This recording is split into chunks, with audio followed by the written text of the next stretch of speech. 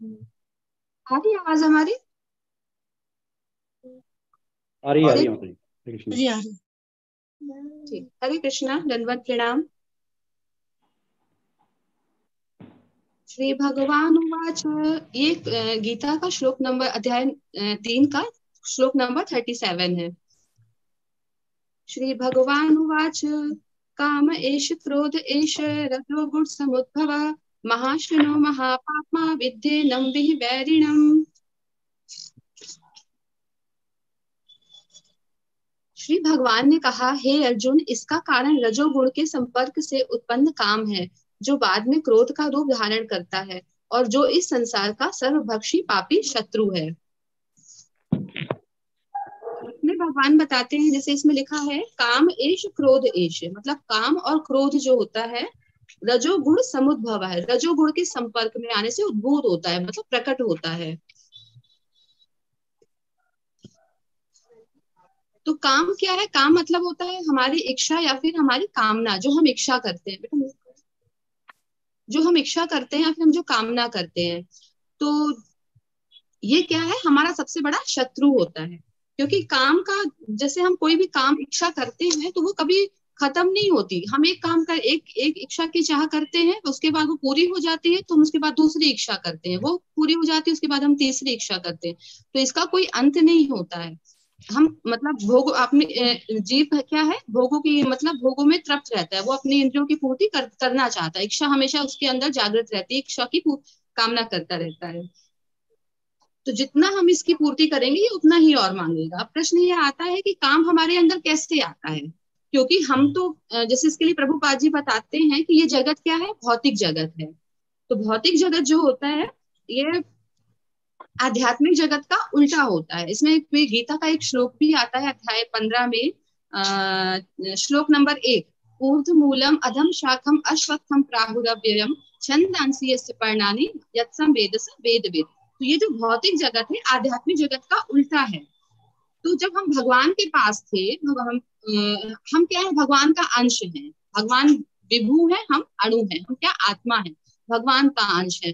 तो भगवान तो सच्चिदानंद स्वरूप है, भगवान में तो कोई कामना नहीं है, फिर हम में क्यों? क्योंकि भगवान के पास जो क्वालिटी है वही क्वालिटी हम में भी है, बस क्वांटिटी का अंतर है कि भगवान सच्चिदानंद स्वरूप है, हम में क्वालिटी है। जैसे कल प्रभु जी बता रहे थे, जैसे समुद्र का पानी है, अगर समुद्र का पानी पियोगे तो खारा ही लगेगा, और अगर उसकी एक बूंद भी आप लोगे तो भी वो खारा ही लगेगा। तो हम में वही गुण है जो भगवान में है, लेकिन भगवान में कोई कामना नहीं। हमने कहाँ से ये काम आया, कहाँ कहाँ से हमारे अंदर ये कामना इच्छा जागृत होती है? तो जब ये उसके लिए प्रभुपाद जी बताते हैं कि ये जगत जो है भौतिक जगत आध्यात्मिक जगत का प्रतिबिंब है। तो आध्यात्मिक जगत में तो हमारे अंदर प्रेम ही प्रेम था, लेकिन जब ये प्रेम भौतिक जगत के संपर्क में आता है तो वो इच्छा का रूप धारण कर लेता है, काम का रूप धारण कर लेता है। जो भौतिक प्रकृति में 3 गुण होते हैं, तमोगुण, रजोगुण और सतोगुण। जब इन गुणों के जब जब ये रजोगुण के संपर्क में आता है काम, तो ये या तो क्रोध का रूप धारण करता है या और कामना और इच्छा का रूप धारण करता है। और इसमें प्रभुपाद जी बताते हैं कि जैसे कल माता जी ने भी कल बताया था कि प्रकृति क्रियमाणी गुणे कर्माणि सर्वश अहंकारा विमूढ़ात्मा कर्ता हम इति मन्यते। तो प्रकृति के जो 3 गुण हैं यही कार्य करते हैं, और अहंकार के वशीभूत होकर जीवात्मा यह मानता है कि वो काम कर रहा है, खुद करता, अपने आप को खुद करता मानता है, जबकि ये 3 प्रकृति के गुण हमेशा प्रभावी होते हैं। इन्हीं तीनों के गुणों के अंतर्गत चलते सारे कार्य होते हैं। तो हम तो शुद्ध है, जैसे वर्षा है, वर्षा का पानी क्या होता है, शुद्ध होता है एकदम।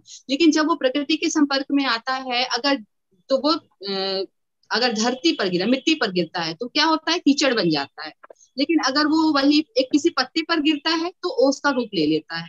अगर वो वही पानी किसी सीप पे गिरता है तो क्या, मोती बन जाता है। तो ये क्या हो रहा है, गुणों के कारण हो रहा है सारा। तो इसके लिए प्रभुपाद जी एक और एग्जाम्पल देते हैं, दूध का एग्जाम्पल। जैसे अगर दूध है तो वो अगर इमली के संपर्क में आता है तो दही बन जाता है।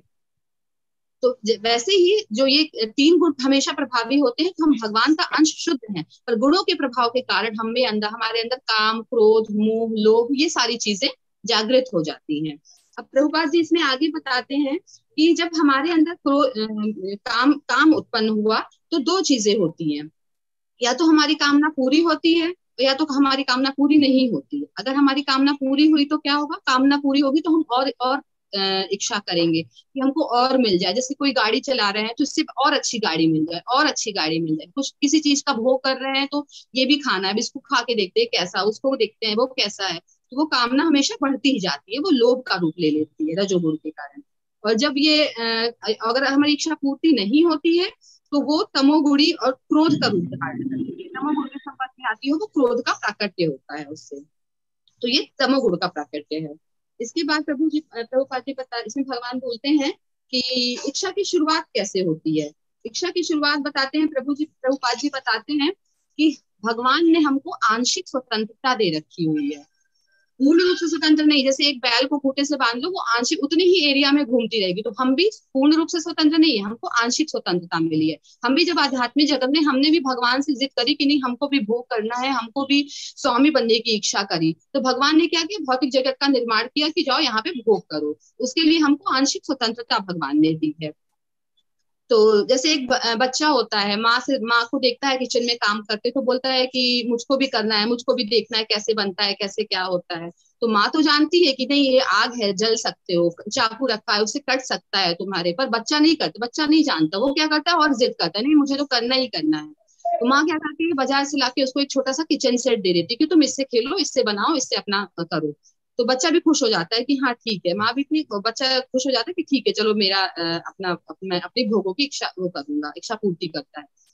तो इसके लिए अब है कि जैसे इच्छा हमने करी तो भगवान ने भी ये प्रकृति, भौतिक प्रकृति बनाई, हमने यहाँ आए। अब इच्छा डिपेंड करती है कि हम अपने आप को क्या मानते हैं, हम कैसी इच्छा करते हैं। अगर हम अपने आप को इस शरीर से रिलेट करते हैं तो हम वैसी इच्छा करेंगे। अगर हम अपने आप को भगवान का अंश मानते हैं तो हम वैसी इच्छा करेंगे। अगर जैसे कोई व्यक्ति है वो अपने आप को केवल देहधारी शरीर ही मानता है तो कैसे इच्छा करेगा कि यहाँ घूम लूं, वहां घूम लूं, और मतलब और खाने की इच्छा, घूमना, मेरा मेरा पसंदीदा खाना क्या है, मुझे ये खाना, मुझे वो खाना है, मेरा घर, मेरे संबंधी, मेरा नाम, उससे रिलेट करेगा। लेकिन अगर हम इसको खुद को अगर हम आत्मा मानते हैं तो उससे रिलेट करेंगे कि हम भगवान का अंश है, हम भगवान के अंश रूप में हैं। तो आत्मा है हम, तो हम भगवान की सेवा करें, कैसे करें उसको, इस काम को भगवान की सेवा में कैसे लगाएं, शास्त्रों को कैसे पढ़े, जप माला कैसे करें, भगवान का अर्च विग्रह कैसे करें, सारा कुछ उससे रिलेट करते हैं। तो हम इच्छा करते हैं तो हमारी इच्छा पूर्ति होती है। अब जैसे वो बच्चा ही है, खेलते खेलते थोड़ा समय बाद होता है कि वो बोर हो जाता है। तो वैसे हम भी हैं, हम भी अनेक जन्मों से यही भोग ही कर रहे हैं। कई योनियों में हम आए, कई कितनी योनियां हम ले चुके हैं, कितनी कितने जन्म ले चुके हैं, और वो भोग करने की इच्छा लेकिन कभी खत्म नहीं हुई, वो चलती ही जा रही है। लेकिन कुछ समय बाद ऐसा होता है कि हमें भोगों की इच्छा नहीं रहती, पर हम जिज्ञासा करते हैं कि ऐसा क्यों है, बार बार वही जन्म लेना है, बार बार वही जन्म, मृत्यु, जरा व्याधि सब वही हो रहा है, ऐसा क्यों है। तो उसके लिए यहाँ पे जब वो मनुष्य जिज्ञासा करता है कि हम कौन है, भगवान कौन है, तब वेदांत सूत्र का एक कोट आता है यहाँ पर, अथ तो ब्रह्म जिज्ञासा। तो वेदांत सूत्र का ये प्रारंभ होता है और उसका आंसर हमें कहाँ से मिलता है, भागवतम से मिलता है कि जन्मादि अस्य यतो अन्वयादि तरतस्य। ये क्या है, ये भागवतम का पहला श्लोक है जिसमें ये बताते हैं कि सभी वस्तुओं का उद्गम कहाँ से हो रहा है, भगवान से। जितनी भी वस्तुएं हैं यहाँ, चाहे जितनी भी चीजें हैं, सबका उद्गम कौन है, भगवान ही है सबका उद्गम। तो जो कुछ भी हो रहा है उनसे आ रहा है, सबका मेन सोर्स भगवान है। उसके लिए अगर हम ये इच्छा को अपनी जब हम भगवान से जोड़ देते हैं तब वो इच्छा कृष्ण भावनामृत, अगर कृष्ण को ले आते हैं उस इच्छा में, तो वो हमारी शत्रु की जगह हमारा मित्र बन जाती है। जैसे कि हनुमान जी का यहाँ पे एग्जाम्पल बताते हैं प्रभुपाद जी कि जैसे हनुमान जी ने क्रोध किया, तो वो क्रोध को उन्होंने कैसे यूज किया, लंका को जलाया, भगवान की सेवा में लगाया उस क्रोध को। उसके लिए हम क्या करते हैं, हनुमान जी की पूजा करते हैं, हनुमान सुंदर कांड पढ़ते हैं, भगवान का हनुमान जी का गुणगान करते हैं। तो वो क्रोध अच्छा है क्योंकि वो भगवान की सेवा में लगा। उसी तरीके से हम भी हैं, जैसे कि हम अपने अंदर, हमारे अंदर कोई काम आ रहा है तो हम क्या करें, उसको भगवान से जोड़ दें। कैसे, जैसे हमको कहीं घूमने की इच्छा हो रही है तो हम भगवान के किसी मंदिर में जा सकते हैं, दर्शन कर सकते हैं, उनके धाम जा सकते हैं। कुछ खाने की इच्छा हो रही है तो क्या करें, भगवान को भोग लगाएं, फिर वही प्रसाद हम भी खाएं। तो ये सब हम अपने सारा काम अपने भगवान से जोड़कर इसको अपना मित्र बना सकते हैं। अदरवाइज ये भौतिक जगत में तो हमारा सबसे बड़ा शत्रु है। इसमें भगवान बोलते हैं इहिदम वैरिणम, वैरिणम मतलब शत्रु है। तो इसको हम अपना मित्र भगवान की सेवा से जोड़कर अपना सबसे बड़ा मित्र बना देते हैं। और सतोगुणी बनाने के लिए इसको भगवान से जोड़ना ही होगा। इसमें एक और यहाँ पे बोलते हैं, कार्य करने के लिए विधियों द्वारा रजोगुण को तमोगुण में ना गिरने देकर सतोगुण तक ऊपर उठाए। सतोगुणी कैसे बनेगा? सतोगुणी बनाने के लिए हमें कृष्ण भावनामृत होना होगा, कृष्ण से जोड़ना पड़ेगा। उसके लिए हम क्या करेंगे? हमारी एबीसीडी को फॉलो करना होगा। एबीसीडी हम फॉलो करेंगे तो हमारा वो कार्य मित्र हो जाएगा, हमारा शत्रु की जगह मित्र बनेगा, हमारी कामना कृष्ण भावना में भावित हो जाएगी। इतना ही है माता जी, और कुछ गलती हुई तो ठीक। क्षमा